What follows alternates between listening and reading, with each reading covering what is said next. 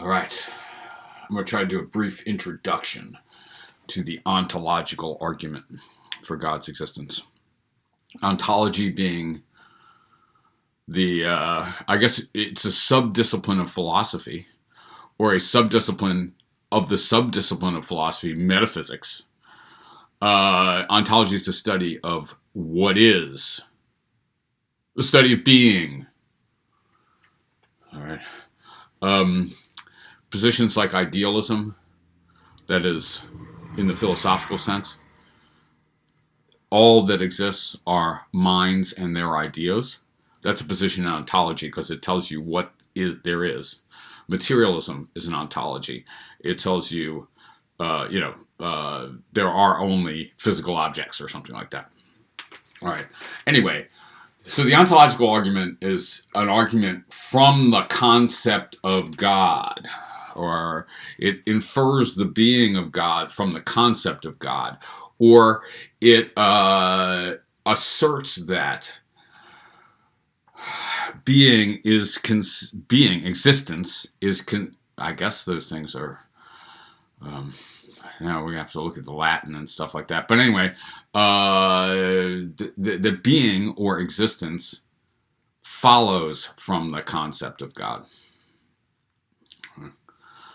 Now, there have been many versions of the ontological argument right up through the 20th century. I don't know what's going on in the 21st century. I imagine it's still ticking along in some form. It's a hell of a thing. It's often held to have been completely refuted by Kant, for example.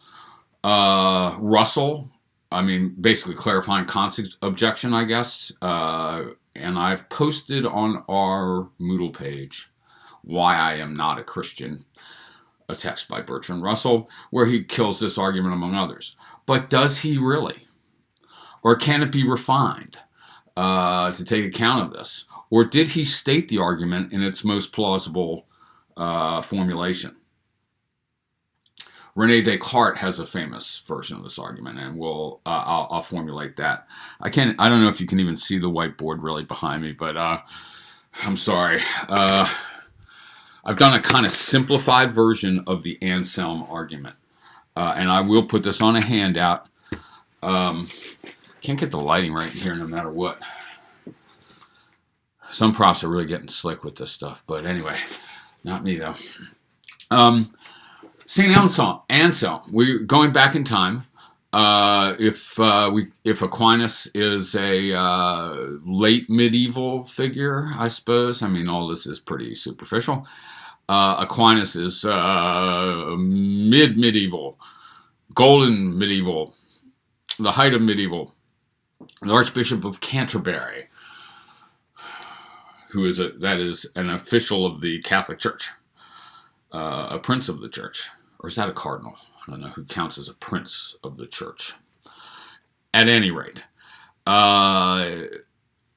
interesting life. Okay, did I say this? 11th century. We're moving back in time. We're still among the saints, though, and partly it's because of the fundamental contributions of Anselm and Aquinas to what we might call theological philosophy in the context of a religious institutions.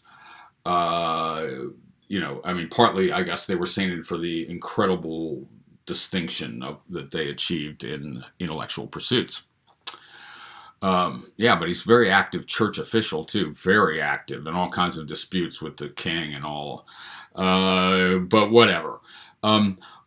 Which is surprising in some ways because he's such a brilliant writer and such a brilliant thinker. Okay, that's not to say that this is right. Okay, it's an amazing authorship, really. Well worth reading in multiple dimensions.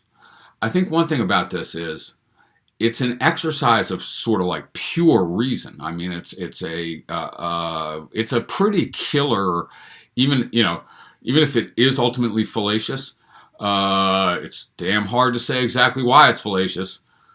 Hundreds of years of people trying to figure out exactly why and say exactly why it's fallacious. It's ingenious. Okay. And Anselm, also in other texts too, is like, at times he's a logic chopping machine, a state-of-the-art logician. Okay? At other times he's one of the most passionate, sort of contemplative, or even mystical religious poets you ever read. Right? Anyway, every time I walk back to Anselm, I'm quite surprised. The other thing about this argument is, and he presents it this way, it's original to Anselm. Okay, I don't think you get this in, there's not a version of this in Aristotle that I know of, all right? Okay, man, I should have my AirPods in, shouldn't I? But where the hell are they? I guess maybe this will be okay. All right. Okay, and so I want to give you a flavor of that too.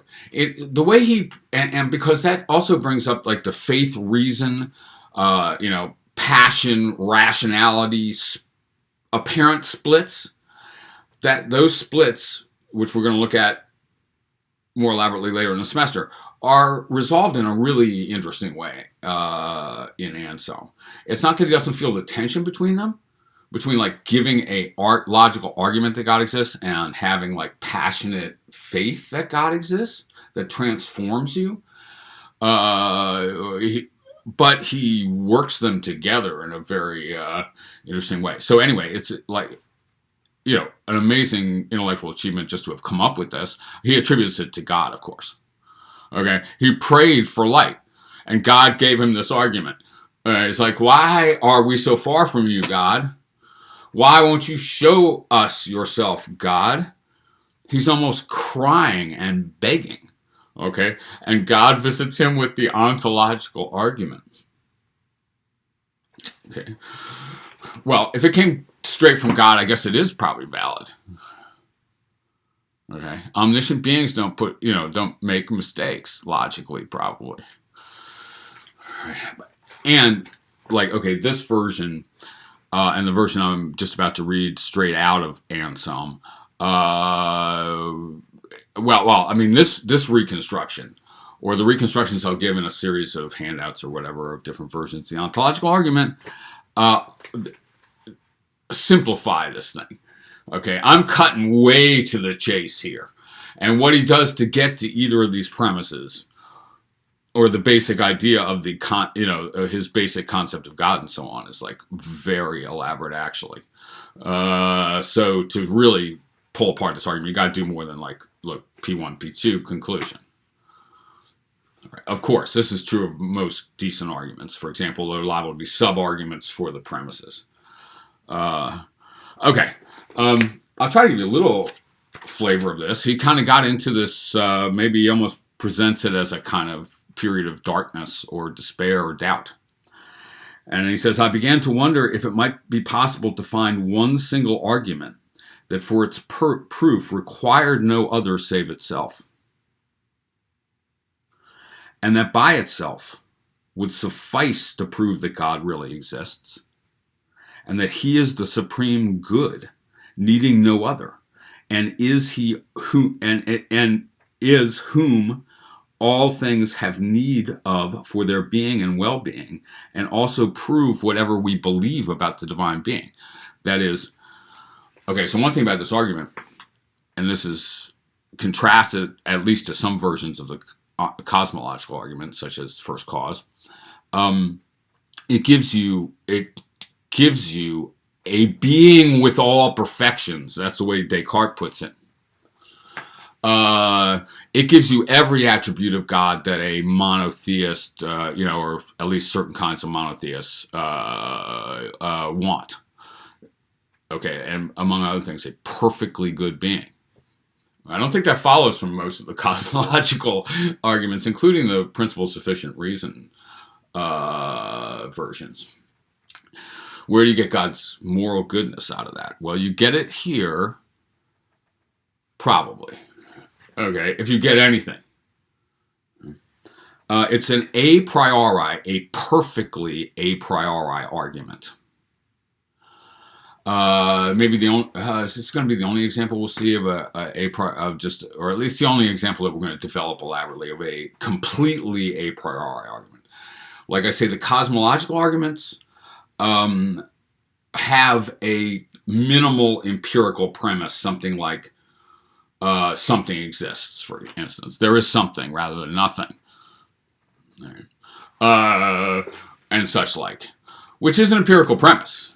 It could be false conceptually. It doesn't follow from the existence of, it doesn't follow from the meaning of something that something exists, let's say. And then we have like the argument from design, which we have not really examined yet in any depth, which is much more elaborate a posteriori, relying on the on observations about the universe, its beauty, its order. Okay, so it's an a priori argument, and it's deductive. Okay, now again, I mean, we haven't really seen. I reconstructed the cosmological arguments, and Rowe did, and Taylor did, as deductive premise conclusion arguments. We can talk about this if you're puzzled about deductive and inductive, for example.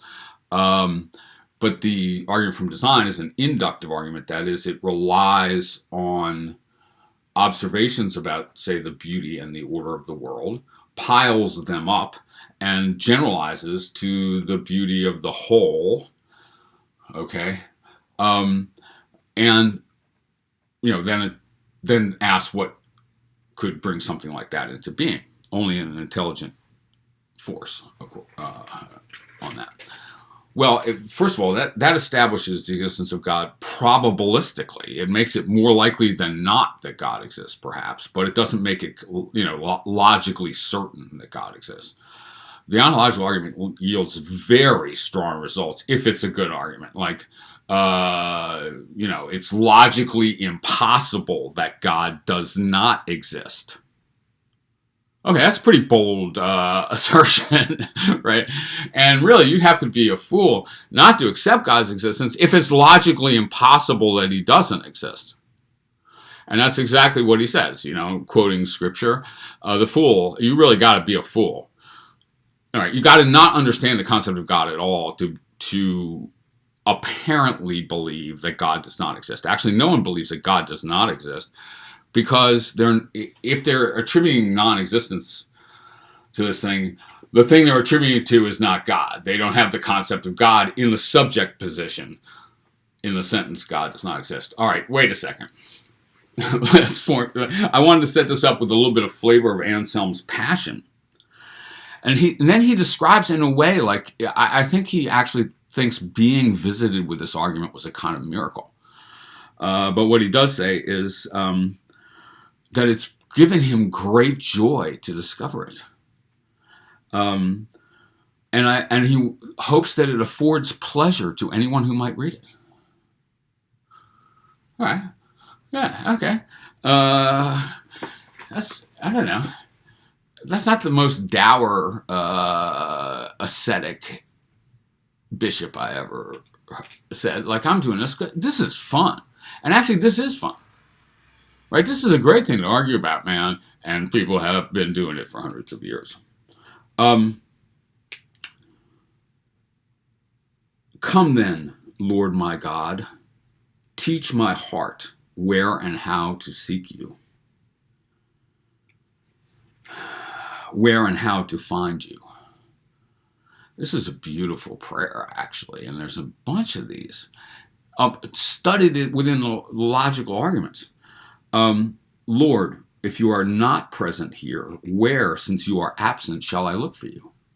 On the other hand, if you are everywhere, why then, since you are present, do I not see you? Why are you hidden from me?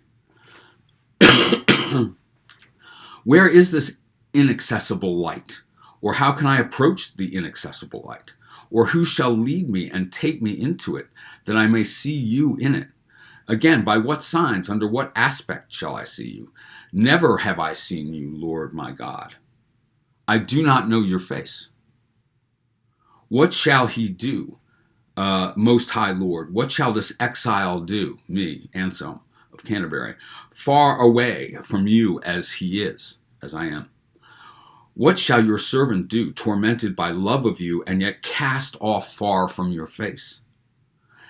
These, with little snatches of the Psalms here, but this is Anselm's poem, I want to say.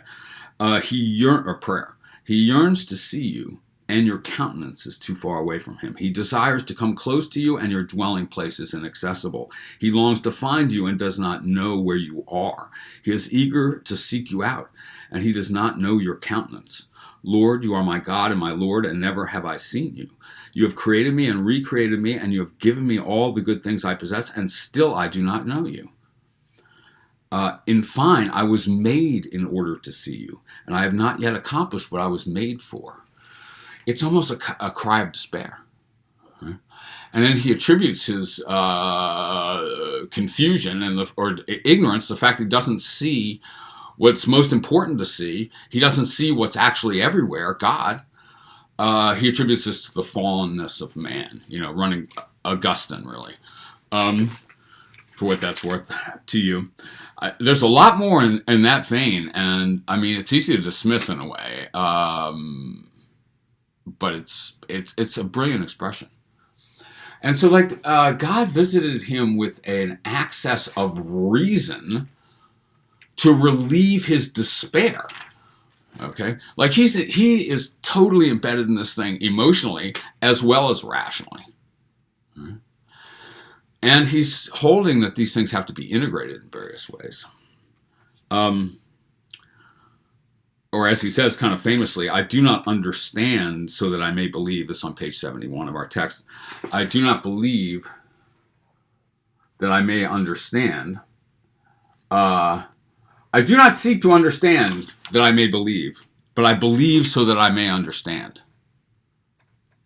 All right, in a way, it was his faith that made it possible for him to receive this argument, he thinks, right? He had to reach this point of despair and beg God to reveal himself, and then God gave him this argument. All right, well, whatever. That doesn't really bear on the validity of the argument, but it's an interesting and intense religious experience, I think, that he's reporting here. And an interesting kind of relation of faith and reason that he's reporting. All right, so let's take this amazing formulation. It's fun to read in a way, or you might find it very irritating. Well then, Lord, you who give understanding to faith, grant me that I may understand as much as you see fit, that you exist as we believe you to exist, that is, with the properties that we usually attribute to God, and that you are what we believe you to be. Now we believe that you are something than which nothing greater can be thought. That's his definition of God, description of God, or maybe as we do better for the sake of the quality of the argument to phrase it, that's the meaning of the word God. That's the meaning of the word God. Something than which nothing greater can be thought or conceived. Or can it, okay, so now, can it be the case that there is nothing which instantiates that concept? Can it be that that's an empty concept in the sense that it doesn't refer to anything? The concept of a being than which none greater can be thought. And he says, no. I hope that was clear. I'll try to repeat. I guess you could replay it. Or can it be that a thing of such a nature does not exist, since the fool has said in his heart, there is no God?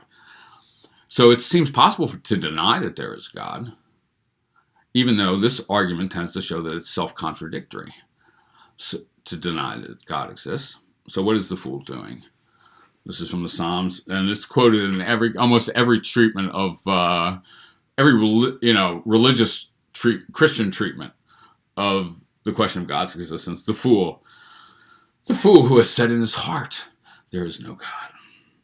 But surely, I mean, they're really responding to atheists.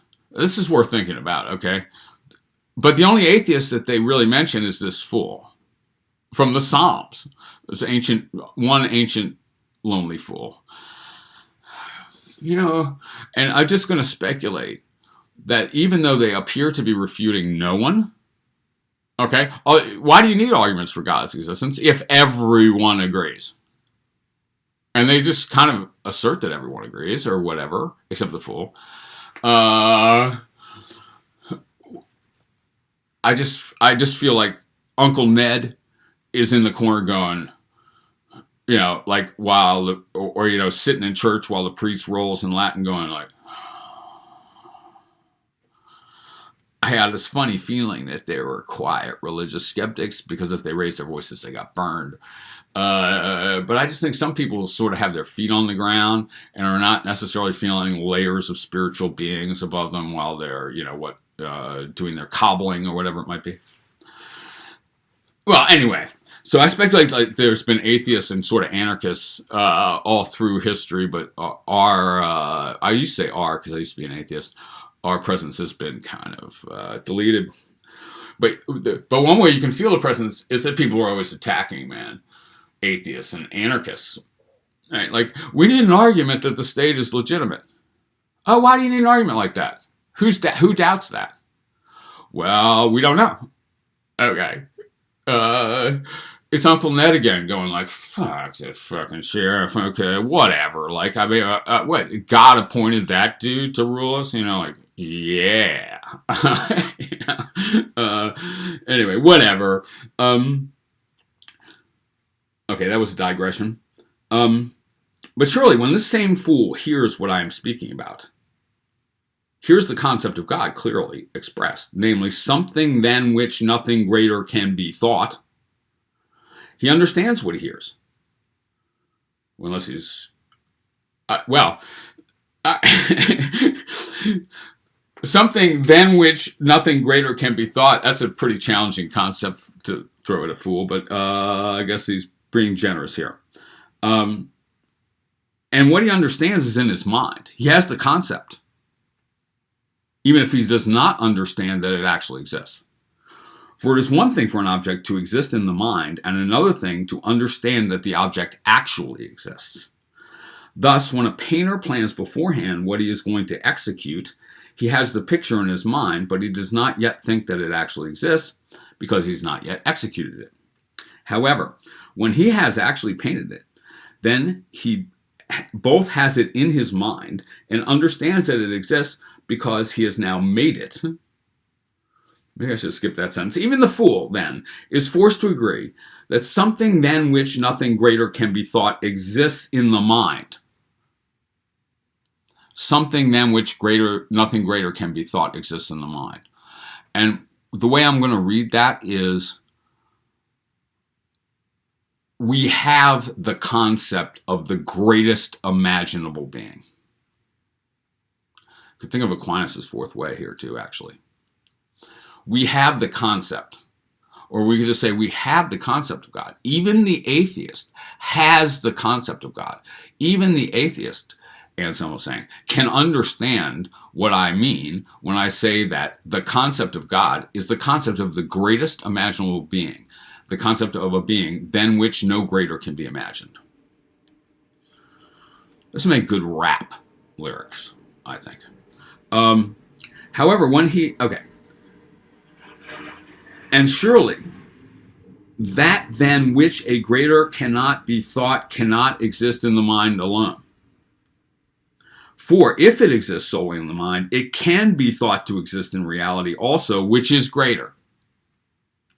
If then, that than which a greater cannot be thought exists in the mind alone, this same that than which a greater cannot be thought is something than which a greater can be thought. But this is obviously impossible. Okay, so it's just a contradiction. So, you need something like this second premise, which might appear somewhat more plausible to a medieval logician for reasons we could try to explore a little bit than it might to us. But a being that exists is greater than a being that does not exist. So if you had a concept of God, but you also attributed non-existence to that concept, you also included non-existence as a quality in that concept, you would not have conceived the greatest possible being. All right. I mean, sometimes I try to run it like this, like a bunny that exists is better than Bugs Bunny, a fictional bunny. I don't know. So it's this kind of second premise that we're going to have to explore. Here's the point, though. The existence of God follows from the concept of God, like that a triangle has three angles follows from the concept of a triangle. Or a triangle has three sides follows from the concept of a triangle. Okay? The existence of God follows from the concept of God, like the fact that a bachelor is unmarried follows from the concept of a bachelor. Right? If you think you're going to discover unmarried bachelors, you just don't understand the concept of a bachelor.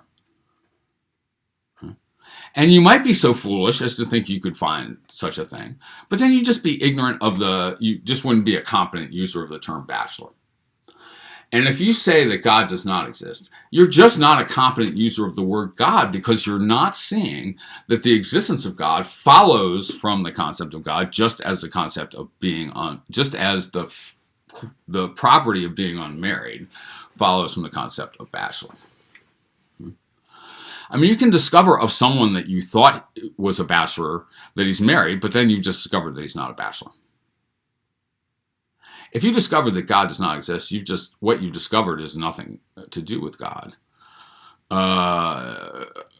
This has to do, I would say, in part with a kind of, sometimes the great chain of being or something like this, but maybe a Plato structure in which the most good is the most real.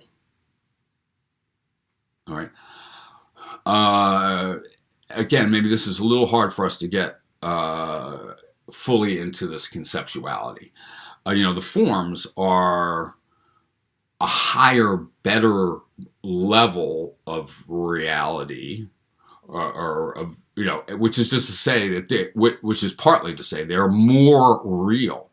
Like for Plato, this stuff around us right now is not fully real. The realm of the forms is real. Right? And that's one reason why it's much more admirable, it's much more noble, it can yield knowledge in a way that this realm cannot, because it's not fully real. It's each thing in this realm, this ordinary world, has being and not being in it. It will cease to be. It once was not. But the realm of the forms is real, and one thing that means is fully real, and one thing that means is that it doesn't participate in non-being. It cannot not be. All right, the forms are eternal. Right? And then when you're Plato, you bundle up the form of goodness, justice, beauty, and everything, truth, into a sort of the sun. We call that God. But it's a little more inert than the Christian God, perhaps. All right. I mean, this is a hyper sketchy version, and we can go much more. And we have a lot more text here from Anselm, from Gaunillo, and a bunch of evaluations of famous attack on this argument from Kant. And we can look at the Russell attack as well that I've posted. The account of how someone can be an atheist, or at least believe of themselves that they're an atheist, because actually they're just in a self-contradictory position. If God does not exist is a internally self-contradictory sentence, like here's a triangle with only two angles. Okay, here's a married bachelor.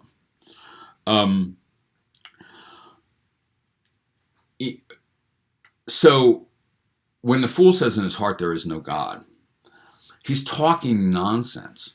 In one sense, you can believe that. In one sense, you can't.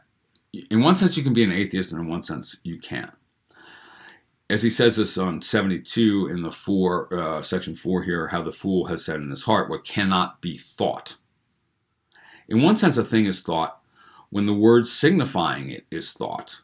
In another sense, when the very object which the thing is is understood. So, for example, I can say round square, right? No problem. Nothing could be easier. Right? But can I think the content of a round square? Can I picture a round square? Can I consistently derive a usable concept or a non-contradictory concept of a round square? No, but I can say round square. I can say God does not exist.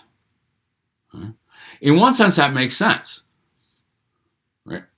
About the words, but it's at the level of words. It makes sense. It's meaningful in the same way that the round square is round is meaningful. We understand each of the words. Put them together and it's just a mess of an impossible contradiction. And you don't believe any such thing, even if the sentence is running through your head all day, that God does not exist. Right? Or that the round square is round. Like, all kinds of bullshit runs through people's heads, okay? But they can't even, a lot of it's not even meaningful. So, one result of this argument is that atheism is meaningless. It's just a contradiction, right? It gives a predicate to a subject that contradicts the conceptual content of the subject. It's not a possibility. Okay? It's not a coherent thought that you've had when you've had the thought that God does not exist. All right, so that's a hell of a thing. Very impressive achievement of the human intellect, this ontological argument, even if it has many possible problems. Fascinating problems, though. It's a great, sort of logical exercise. Get out into the modal logic versions of it. Right? Stuff like that. See you Tuesday on Zoom. Eventually we might go partly live.